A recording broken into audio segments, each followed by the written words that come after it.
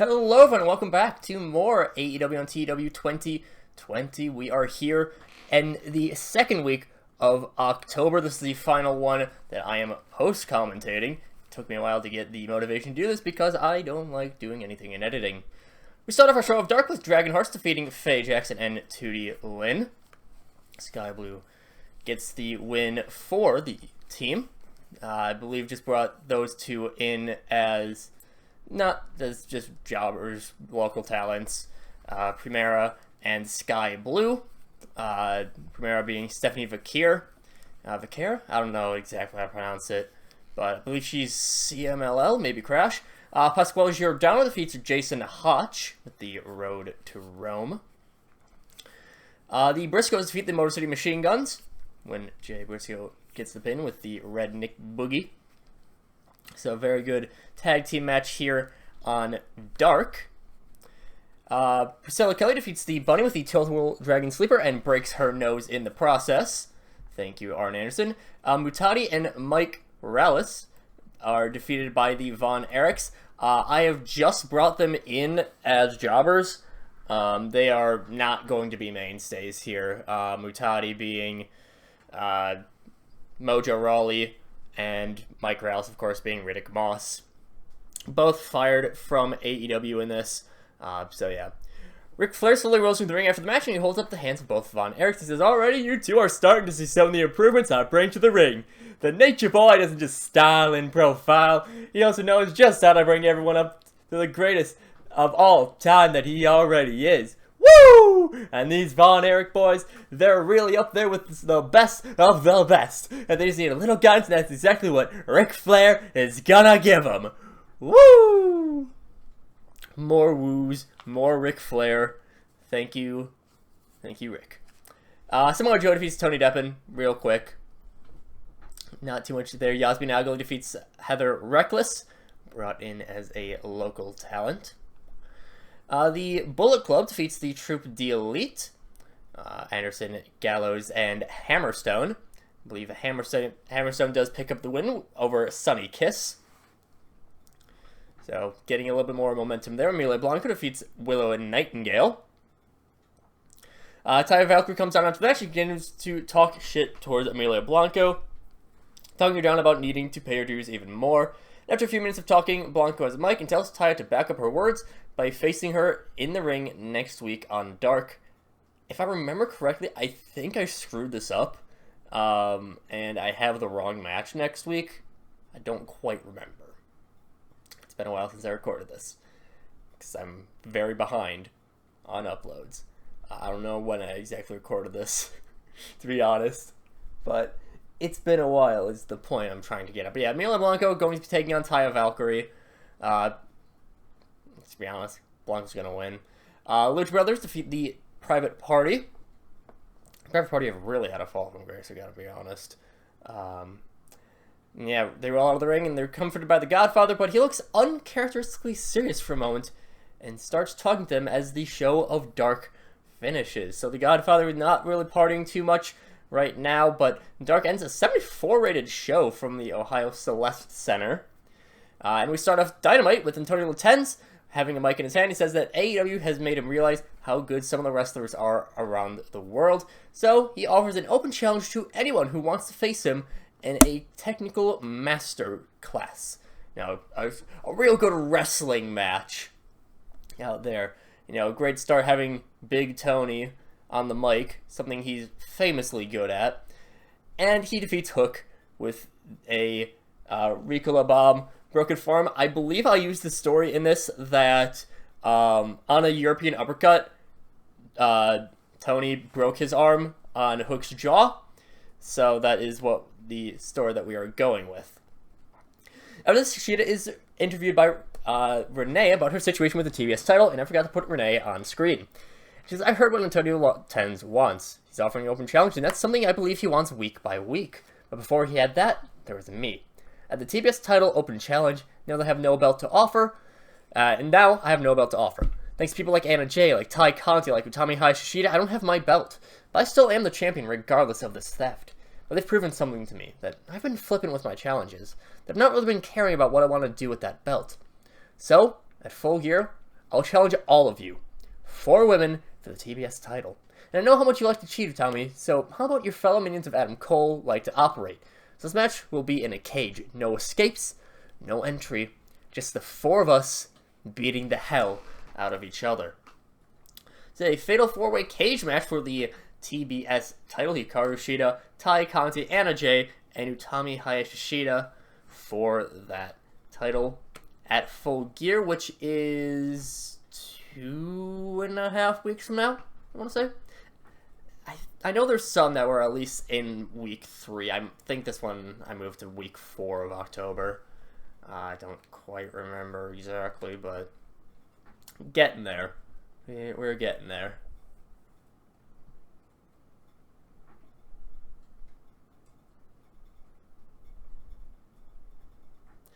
After this, Orange Cassidy and Trent defeat the Hit Squad, the former Rascals, right? Rascals? Yeah. Orange Cassidy and Trent, of course, the best friends. I think Chuck Taylor might be injured right now.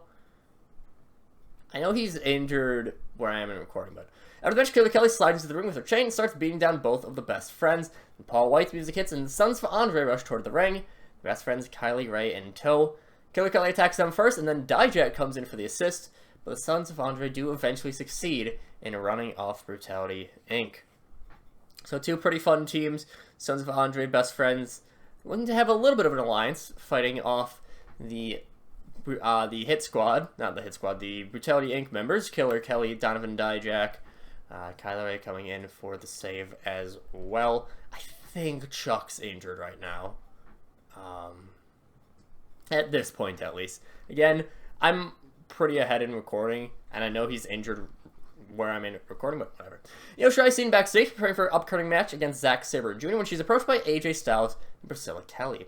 AJ makes a pitch for her to join the Bullet Club, but Io points out that the Bullet Club has been unsuccessful in everything they've tried so far. Her music hits as she leaves, but the camera lingers on AJ and Priscilla Kelly for a little bit before it cuts to Io properly making her entrance. So Bald AJ unsuccessful in recruiting Io Shirai to the Bullet Club because the Bullet Club hasn't really done much since coming to AEW.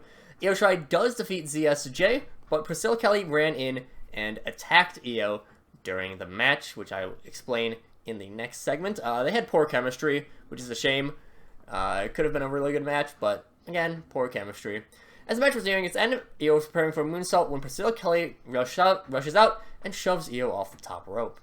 ZSJ gets up, he sees Kelly, and he assumes, hey, you probably had something to do with this, and he doesn't want to win with, tainted like that. So he tells Io to get up, he's focused at Priscilla Kelly, but he's distracted. Io gets a quick roll-up to win, and then afterwards, Io rushes out of the ring to chase after Priscilla Kelly. So ZSJ trying to be pretty honorable, trying to be, the good guy. Angle, he's taught him, hey, you need to have that respect, you need to be, that integrity. But Io Shirai, nah, don't need that. Roll up, get the win, and then go and get your revenge after the match is done. So Priscilla Kelly getting involved in Io Shirai's business. After this, Antonio Banks is seen in his office, looking very angry, and he starts yelling at the camera, and he says, "Finally, I have my time. My stock's been plummeting recently with Caster's injury. I've heard from doctors that it might be half a year until he's back, and then it just pisses me off. But life keeps going. And I gotta make sure that business is booming, so I've been scouring the wrestling world, looking for someone to fill that gap. And I think I've found it. I found just the man for the job. Someone who's made it big, who's earned a ton of money with his investments. Richard Holiday." Don't remember if I have him say anything right here. I think I do. Again, don't quite remember. But Richard Holiday, don't. He is here. He is Antonio Banks' protege. I think actually he is. So, nice gimmick. Doing very well. Hot catchphrase for Antonio Banks. Richard Holiday is here for the bankroll. After the commercial ends, vignette plays in a misty room. Whispers are heard, but it's difficult to tell what they're saying, but 2 voices eventually burst forth as Sailor Morgana and Scarlet Bordeaux, Sailor Morgana being the former Isla Dawn, come to the forefront. Say, people are so easily swayed. Their hearts, their minds, their everything They're so easy to mold into the palms of the hands of those who know just how to do it. The Devil's Dolls are those people. We know how to mold them to our whims, how to let them do our bidding, and our bidding is absolute.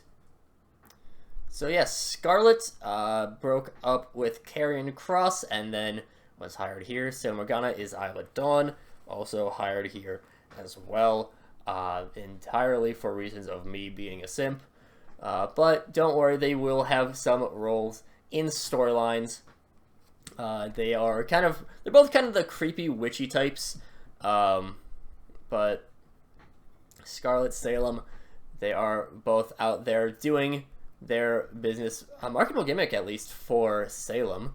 And Laurie's boosted charisma for Scarlet, that's pretty much just all you need. She's mostly going to be a manager. I think I do have them. They will be wrestling in some matches, but they, I believe, are mostly going to be managers. Adam Cole defeats Eddie Kingston. And Adam Cole, he revels in the victory after the match, especially with the TBS title. He over-celebrates with his title till Jungle Boy's music hits. He doesn't say anything, but Adam is yelling at him, and Luchasaurus is able to come up from behind and just deck him. Luchasaurus wants to pick up the title for himself, presumably to return it, but Joey Janela and Bruiser Sheridan rush out from backstage and attack Jungle Boy, which means that Luchasaurus will come out and save him. And he kind of leaves the TBS title on the ground. Adam Cole grabs it, runs away.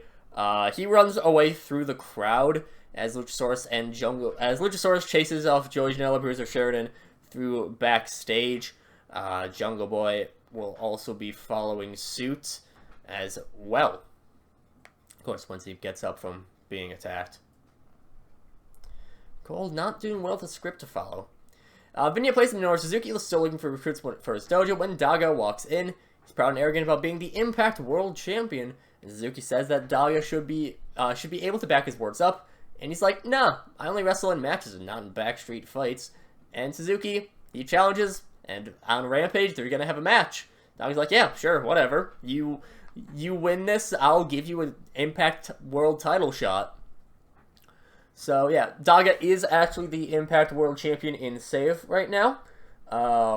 Again, as I'm recording, I don't remember if he is or the audio recording, I'm not sure if he is, but in this recording, he is Impact World Champion. So, it works out perfectly well.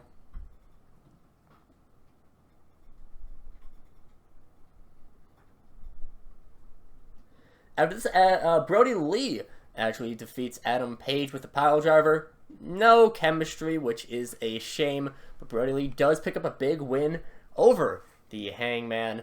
Brody Lee getting a pretty big win there.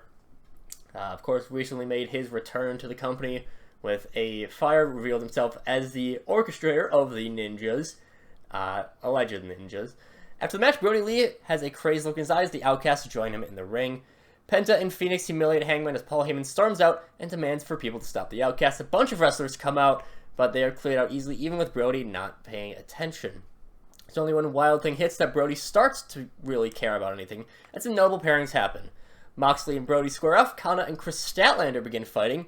Remember, Takahashi is being stomped out by the Butcher and the Blade. Ray Phoenix is fighting Bronson Steiner, and Penta is fighting Cody.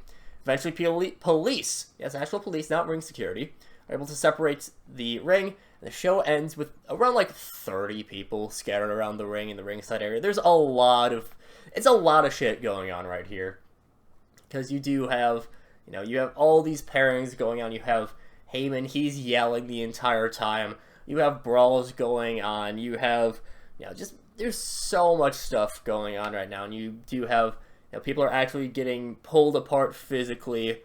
So, yeah, it's a big schmoz to end. I think I actually named the segment a big schmoz, or maybe like chaos happens or something like that. But the gist of it is the Outcasts they've declared war on AEW. Have AEW bring a bunch of people out to fight them, to go and fix things up. And Brody Lee, someone who's pretty confident in his game, he's faced to face with Jon Moxley, arguably the pillar of AEW, one of the more mainstays out here in the company, especially with Kenny Omega still missing.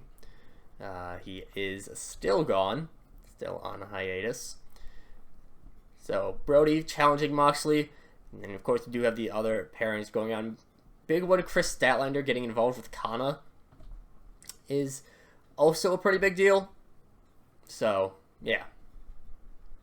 And that is our final segment of the show. A 78 overall rating. Huge schmaz is what I named it.